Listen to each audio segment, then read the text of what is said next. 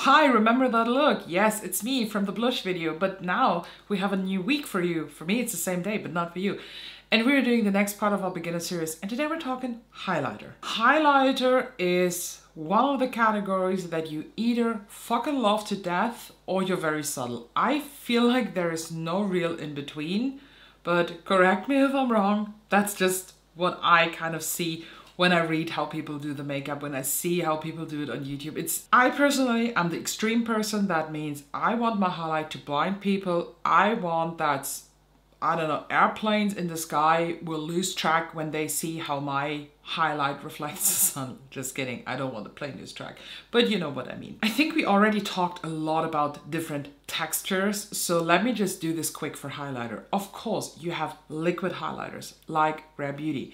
You have cream highlighters, like for example, Super Shock highlighter from Colourpop. They're kind of a hybrid between powder and cream. In my opinion, they're more cream than powder. Then you also have stick highlighter, for example, like the Pat McGrath Skin Fetish duos or the Westman Atelier sticks. They do have highlight sticks. You have, again, Charlotte Tilbury's back with her sponge tip highlighters, the highlight wands. But for highlighter, you do have a, in my opinion, very, very underrated category, and these are the bombs. A very good example is the Tom & Ford Shade and Illuminate duo. This is the intensity 0.5, I think it's the lightest. And this on top here is not a white cream. Let me apply this. This is a translucent balm. I applied this, of course, not very, very heavy, but when I just put it on my hand, it's just a clear gloss, and I think this is the kind of highlight that is very, very underestimated because it's very natural because it looks wet, but it's still very intense because it's not natural. You know what I mean. Highlighter placement, though, could then be easier. I'm honest with you. A highlight, the name already says it, is supposed to highlight a certain feature of your face.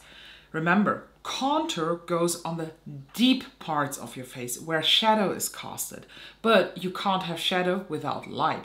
That means if you want to exactly know how to like physically apply the highlighter in the correct positions, take again a flashlight from your phone, for example, and then highlight your face from different angles and see what kind or like what areas on your face look the brightest. Very classic is, of course, the top of the cheekbones. The brow bone is a nice high point. Your nose tip is a high point, and even your cupid's bow on the lips, depending on how prominent it is. Some people even highlight over here, like on top of their bronzer application, and that can look super duper stunning. What kind of highlight is always depending on your undertone. That means if you have a very, very, very, very, very warm toned, golden, olive undertone, a cool toned highlight with pinks in it might look very weird. You know, it's the same principle that happens when you mix every single shade on your color wheel. It will not turn white. White and black are not colors. They are there to adjust the lightness or the darkness, like they go into the depth level of a color.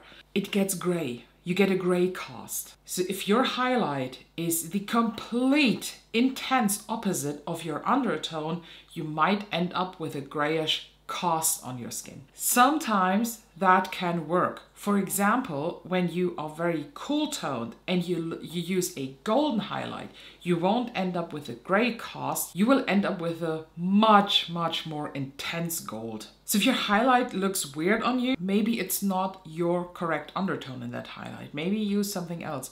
For example, I personally absolutely hate highlights that have a strong warm undertone. They look ridiculous. They look like a stripe of yellow paint on my face.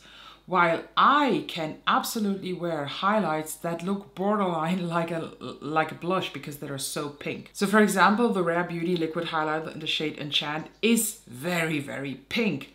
But on my skin, with my undertone, even though I'm not cool toned, I am neutral, leaning warm, it looks stunning. And this is what we are going to use today. Since this is a liquid highlight with an applicator, I do the most simple thing in the world.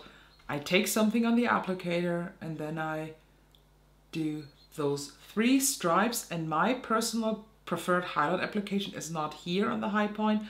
I like to do it here. And how you blend this out, again, as with blush, depends on what you like. Some use their beauty sponge. I personally love tiny little stippling brushes that are kind of domed. These are perfect. And then I just do a bit of a circular motion, tap, tap, tap, and you see it's already blended in. Now let's move on with a powder highlight. And there are very different textures, in my opinion, that you can use to apply your powder highlight. Even though it doesn't have the best packaging, I think this is a very good example.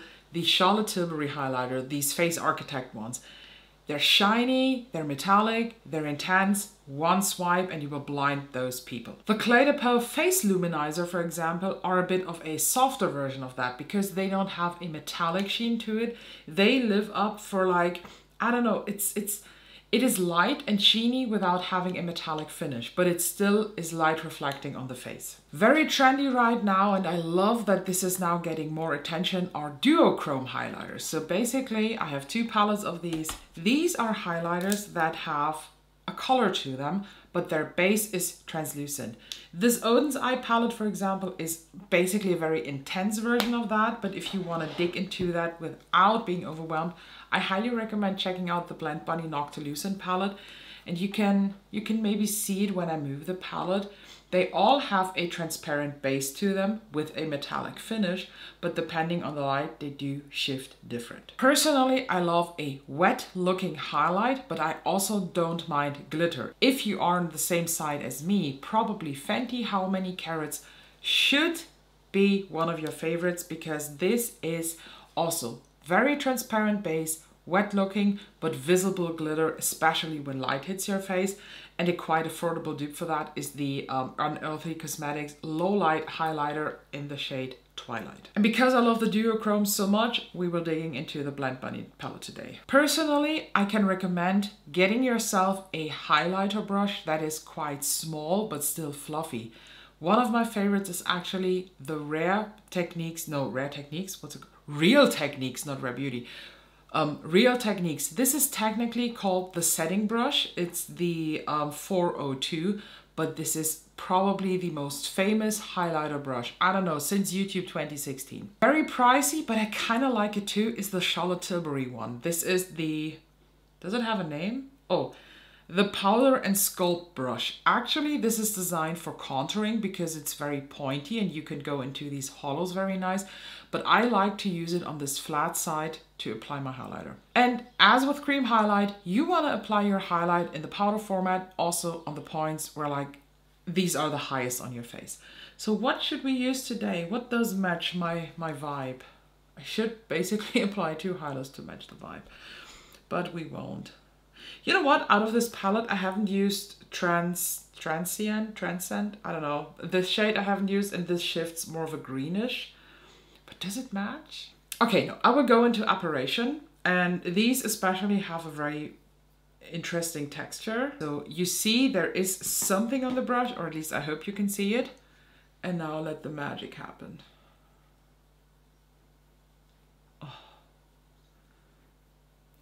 They are what I like to call, they're glitching. In one lighting, you can see them. In the other lighting, they're gone completely. And depending on the look, I also like to apply a bit of that highlight on my nose tip. You don't have to, but sometimes it's cute. And pro tip, just between us, if you like those, as I said, the glitching highlighters, look into Lemonhead LA. Remember Euphoria? The vibe was weird 2 years ago. Everybody loved the shade Houdini, which is, let me open one. I don't know if you can even tell it's this one. This is the Space Case Mini. And Houdini also is completely transparent on the skin, but depending on how the light is hitting the face, it appears purple. And Houdini is also the shade that the makeup artist Donny David used on the Euphoria set to create those glitter tears from Rue, who's played by Zendaya. That's it for this video. We're done with the highlighter, and now we're actually done with the whole complexion theme.